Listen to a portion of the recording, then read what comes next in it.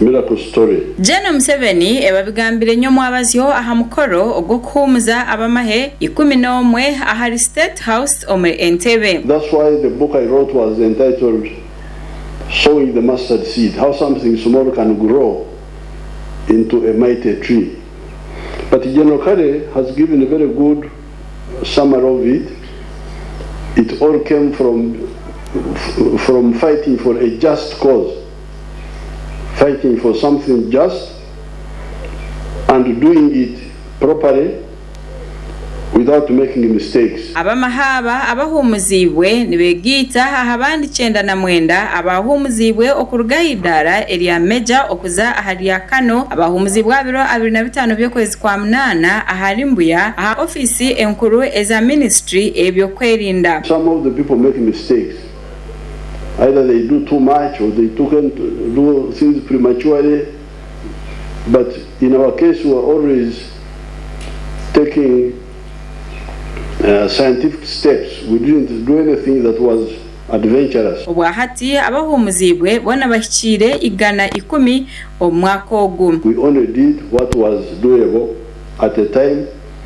That's why we talk of a protracted war where you fight battles of short duration, but in a war of a long duration. Bajenos abahumuzibwe izoberi ya nyomwabazyo harimo abenakurira police ya Uganda General Kale Kaihura, Lieutenant General James Rakara, Major General Samuel Waswa Mutesasira, Major General Joseph Oracha na Major General David Wakalo. First retiring General Sir is Resistance Officer 00513 General Kale Kaihura. Ombandi harimo Brigadier General Austin Kasato Kikamanyire, Brigadier General Stephen Oluka, Brigadier General Frank Katende Chambade, Brigadier General Emmanuel Kwihangana, Brigadier General Wilson Muhabuzi ahamwe na Brigadier General Ham Atokaija. Presidenti ahabwire abamahe abahumuzibwe obutakozesa ku bisente zo kuhumuzibwa ezibabaherize ari kuzitoma bintu nk'amashomero ahamwe na za hotel. This retirement,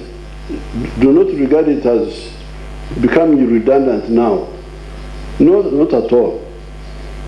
This is like a mutation from one form of service to another one. And that's why we had to hold on retirement until we had solved the problem of the package. The entanda you go with when you retire. What entanda? What do you go with? And I can assure you what you're going with now, as the minister was saying, is considerable. Abadizengwa abantu nibija kubijaho ngukonka abantu nibija kubijaho baba barije. When you get established in the society and you produce, they can be buying from you. They can be. You should.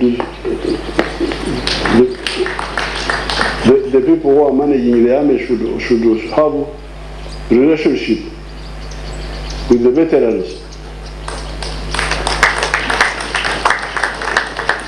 If they produce something that is needed by the army, you should buy from them. President Museveni asimire abamahe abahumuzibwe abo kugira ngo bakorire mnonga ihe eri UPDF cyabaretera no kweyongera kutaho entunguka omwihangeri ya Uganda. I really congratulate you for belonging to such a glorious force.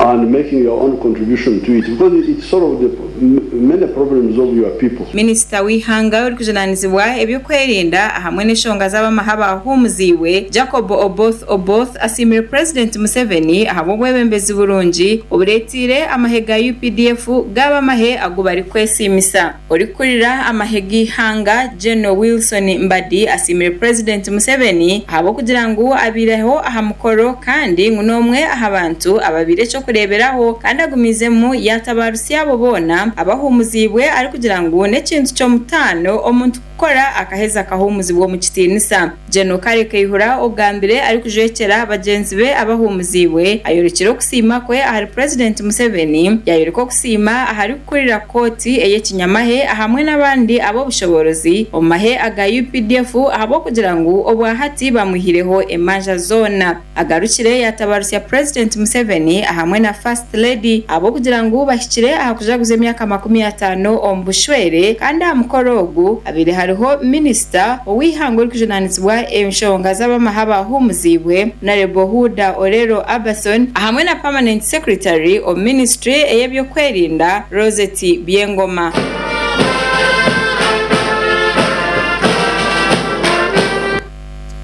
Omakura gandi 10 zaba